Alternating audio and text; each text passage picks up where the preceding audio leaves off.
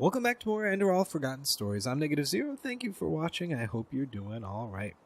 Well, we are back here in Ark, and I thought since we're about to go continue the Thariel questline, and we had just witnessed the death of Callian, who is in the Butcher of Ark series, this would be the perfect time to go ahead and read the next volume of the Butcher of Ark. So let's go ahead and have a seat. It's early morning yet.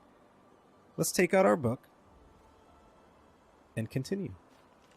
Chapter 7, All the Dead Souls. I do not know how long I had been away from the world of the living, yet judging by the fact that Callian's neck still showed imprints of my fingertips, it could only have been a few minutes. The first thing that I thought when I saw him kneeling over me was that my pathetic life was over. The second thing was that Callian, who by some unholy magic had had enough breath for laughter even after 1 minute of being strangled, could have let me die 1,000 deaths already. Yet he had not. Instead, he kneeled and held out his right hand towards me. Without further thought, I took his hand and let him raise me up. Then I noticed a change in the room. The fetters had been removed from the two girls. Now both girls lay side by side under a heavy woolen blanket. One of them had her eyes closed. The eyes of the other one were still wide open and stared at the wall with the same dead gaze with which she had mustered Callian and me when we had entered the room. Fire palm extract, Callian said. A droplet puts even a rabid boar to sleep. For a moment, a hint of grief, or was it rage, overshadowed his gaze. They do not want the goods to be able to resist. The goods, I replied after a long pause, more statement than question. All of a sudden, I felt unbearably stupid. Yes, I gulped. Callian, I made a tired, all-embracing gesture with my right hand. I do not understand. I sounded broken and dull. Not at all.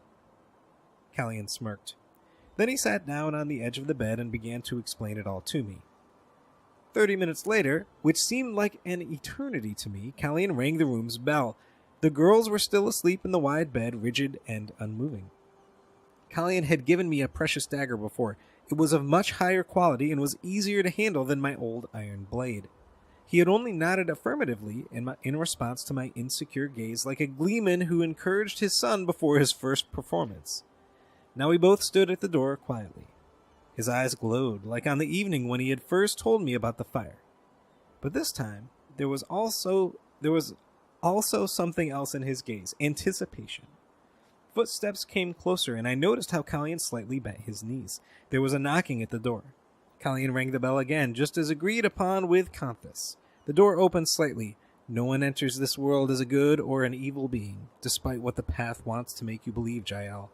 At the day of our birth, our souls are nothing but empty pages, and we alone decide what will be written upon them. Then, a head peeked through the crack of the door, a bearded man with large eyes and a bulbous nose. His eyes widened as Callian rushed up to him. Unerringly and effortless, he drove his dagger into the man's neck, up to the shaft. He broke down immediately. The sound of the man falling clumsily to the floor reminded me of the freshly pulped furs which my father had dropped on the wooden planks of our home. He uttered a protesting rattle. Callian, on the contrary, looked as if he was frozen in place. His left eye jerked wildly rightwards, his right eye leftwards, and the corners of his mouth up and down. I remembered my first killing, the images and the ecstasy, the nectar of their sins. Then he released himself from the paralysis, wiped a splatter of blood from his cheek, and grinned at me. I had not moved 1 finger's length. We write upon them?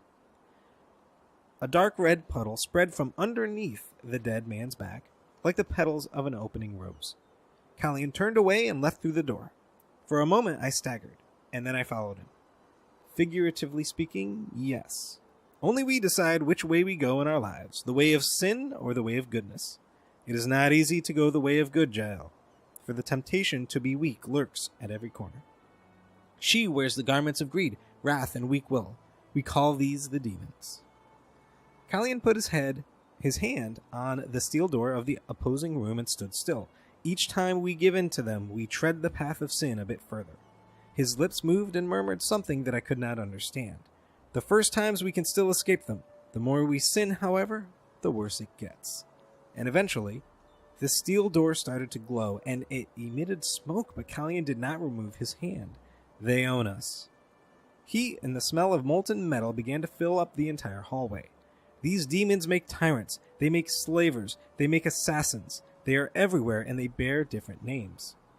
Then the door with the number 13 bent its middle like a wet piece of paper that was held upright. Kallian took his hand away, kicked the door open, and entered.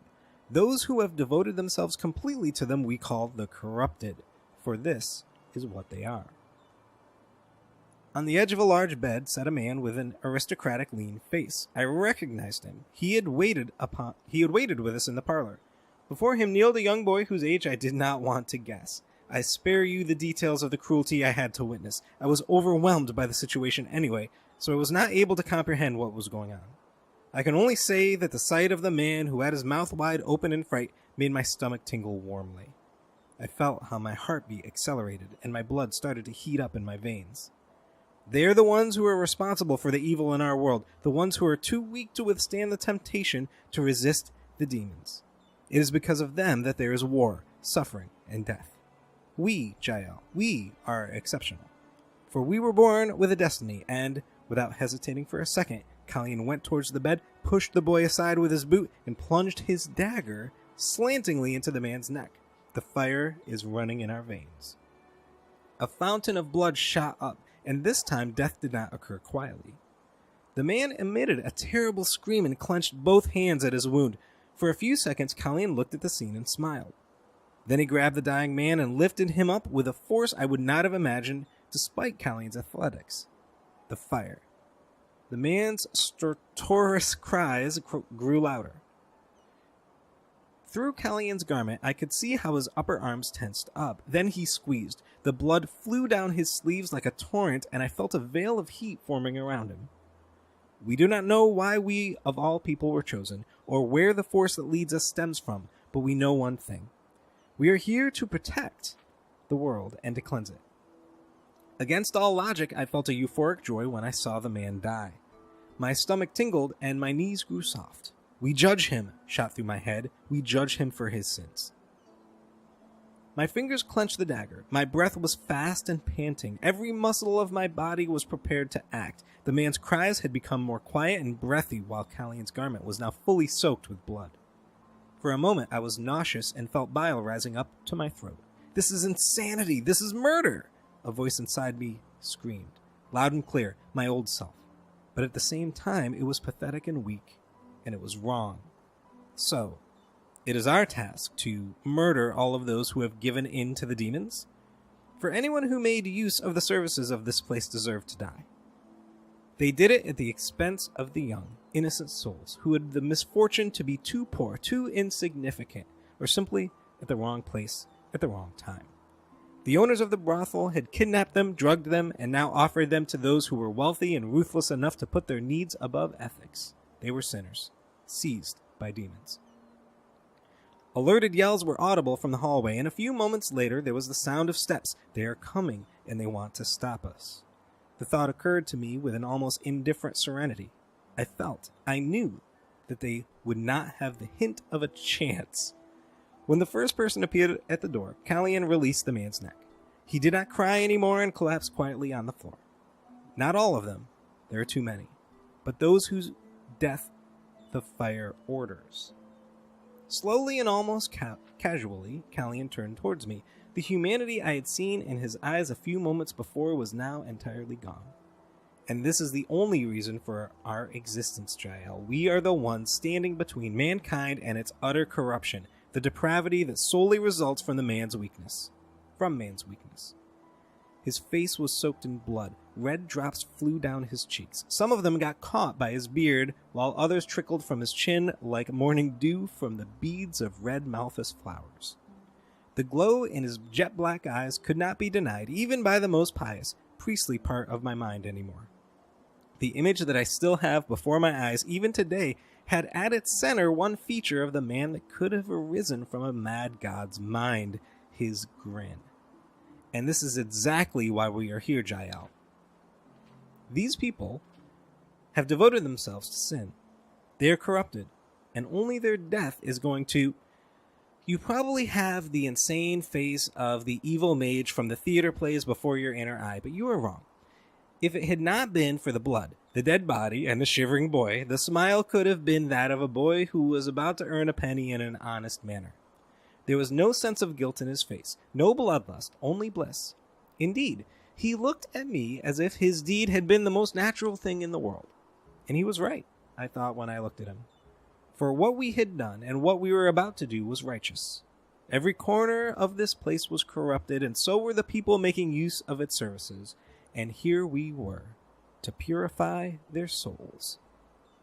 A shrill cry interrupted my trance. I heard how a sword was being drawn from its scabbard, and when I turned around, I saw the one who wielded it storm towards me. I was surprised that by no means I felt nervous or overwhelmed. In fact, it felt as if time stood still. Every move of the man, every twitch of his muscles, the up and down of his chest when he breathed, I observed with a clarity I had never experienced before. I noticed how the grip of my hand hardened around the hilt of my dagger with almost stoical calmness. The fire swelled, and the heat was growing inside of me. Then my legs moved in a way that I had not believed to be possible before. I braced my thighs and bent my knees slightly. At the same moment, an impulse went through my body, and I leaped forward like a predator. I tensed up the muscles in my right shoulder and turned my hip to the right and forward, which made my straightened right arm thrust forward like the bolt of a Pyrean ballista. My dagger drove deeply into the man's heart. I cleansed him, shot through my head. A tingling exploded in my stomach and in my loins. The world stopped turning. I felt my spirit rise far above, far away from my body, into blackness, into the light. I am free. I see him. I see them. His deeds, his sins, brighter and brighter. I see them. I am one with his mind. The man who I am killing stands before me as a boy. We are in a dark alley. I hear screams. The boy kicks another child again and again until the child's face is but a shapeless lump.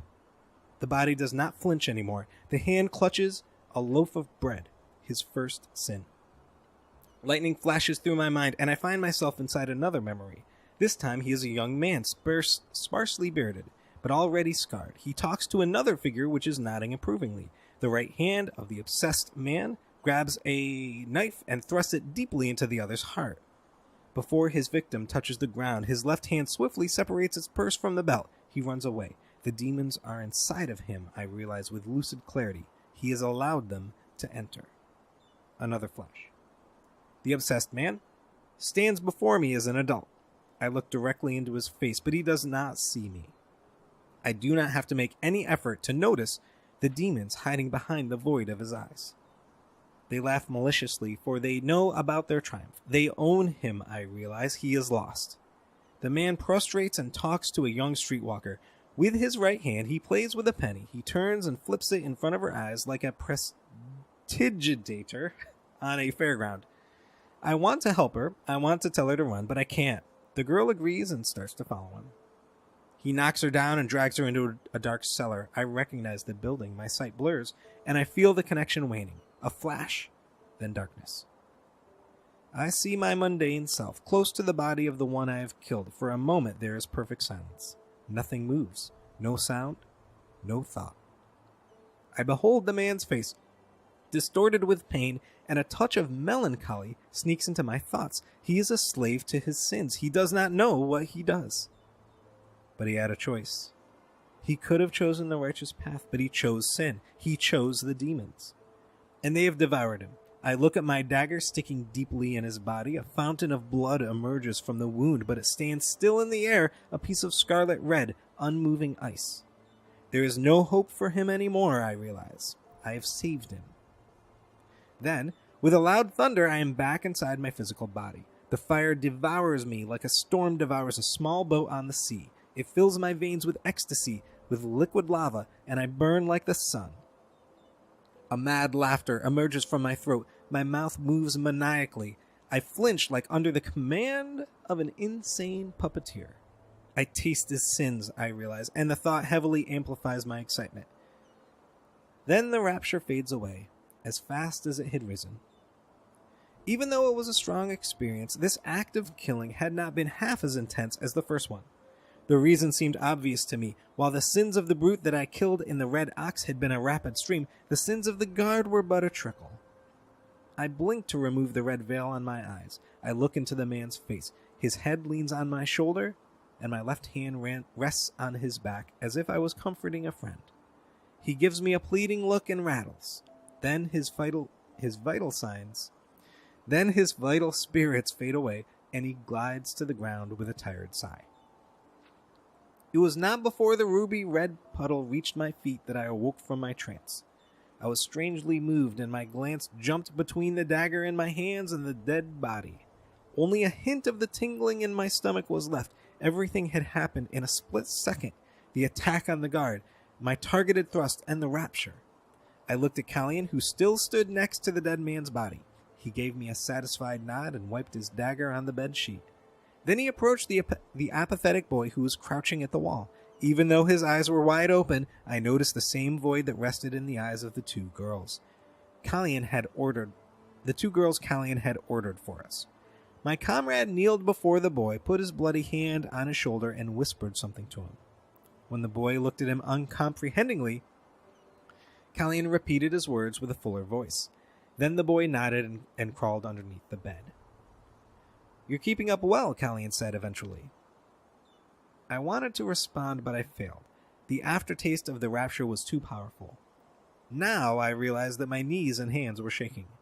My brother seemed to be amused by that. He shook his head leniently, stood up, and peeked into the hallway. "The other guards will come in dozens," he said without a trace of uneasiness. If we had been robbers, murderers, or brigands who had raided an inn for base motives, something like "get ready" or "stay close in the fight" would have followed. But he said nothing. For the silence that surrounded us, like a veil of heat, the flames told us all we needed to know. Indeed, the fire steered me, and with it inside me, I was going to save all the dead souls that inhabited this place, visitors and operators alike. Conthus, Valena, the woman in the parlor, they all had given in to the demons, and it did not matter if they had done so for all their life or just one time too often. I nodded at Callion. The words blazing at me from his eyes were unmistakable. Fulfill your duty. I remember only fragments of what happened during the next minutes or hours. How many people did we kill? 2 dozen? 3? I do not know anymore. Most of my memories concentrated on the rapture. The enemies fell under my thrust, like in the old legends of the Ash peoples. I escaped their pitiful attempts of defense with ease, and before I realized myself what happened, my blade sunk deeply into their flesh, and I savored their sins. I remember how I had looked in a mirror during the fight. My face was soaked in blood, my garment was red like a Kiranian sunrise, and my eyes glowed with mania that I only knew from fairy tales. I was not surprised by the fact that some of the guards tried to flee when they saw us, but it was in vain. None of the corrupted ones left the brothel alive. One killing I remember particularly well. When we had arrived on the second floor, we surprised a man who tried to unlock a balcony door. As he noticed us, he fell on his knees and begged for mercy. Callion grabbed the man at his collar and dragged him to an adjacent room. A half Eterna of about 16 winters lay on the bed. She was stark naked, and her limbs were tied to the bedposts. The chains were so tight that bloody blue calluses had formed at her wrists and ankles. With remarkable sobriety, I noticed that the girl must once have been very pretty. Her hair was an ocean of brown, strong curls, and her face was of a delicate, fragile beauty, as it could only be found with those of Eterna blood. However, she had been disfigured. Deep wounds covered her back like furrows on a freshly plowed field. Numerous bruises were blooming on her thighs and arms. All injuries were fresh, indicating that she had been mistreated this very morning. Callion grabbed the old man's neck and forced him to look at her while he whispered words into his ear. He broke out in tears, asked for mercy, spoke about his family, the path, and the righteous way. I had to laugh. Facing death, everyone regretted their deeds. That became clear to me after my third killing. Even if we had wanted to forgive them, we would not have been able to. Whoever had sinned once would sin again. The demons would look to that. That was what Callion told the man, but he remained stubborn and undiscerning, assured that he would do repentance. Eventually, I ended the tragedy.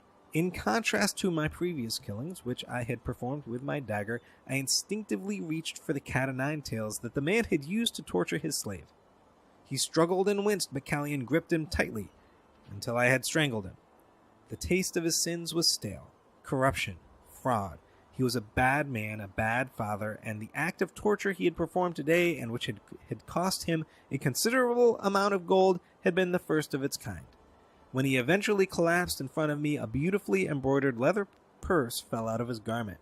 Its content was distributed on the floor next to my blood-smeared boots. I was about to turn away when I noticed a shimmering golden item, a brooch on which a bear's head was finely engraved, a family crest. Bewildered, I showed my finding to Callion. We had killed a nobleman. What would the repercussions be for us? His answer was the one that he frequently gave me, regardless of the question. A smile. Valena, the cold-eyed beauty, was the one who had defended herself in the best way. Instead of trying to escape like the others, she ambushed us in the hallway. The fight between her and Callion lasted a good minute, but considering the easiness with which he blocked her attacks, I assumed that he only let it happen for amusement. When the woman's concentration wavered for a split second, Callion had already deeply driven his dagger into her abdomen. She broke down with a gasp, vainly trying to keep the dark blood from pouring out of the wound. She opened her mouth in an effort to say something, but she never got the chance to do so. With a massive targeted blow, he separated her head from her torso. For a moment, he squinted as his face was flooded with bliss, and the heat in the room increased to a degree that even I could barely stand. Less than 5 minutes later, Conthus uttered his final cry too. As the others, he begged for mercy, vowed betterment, promised us gold and women. A moment later, we had escaped from the shadows of the Undercity. And thus ends Chapter 7 of The Butcher of Ark, All the Dead Souls. Thank you so much for watching. I hope you've enjoyed our time together. We'll continue with the quest for Thariel in the next video. Take care.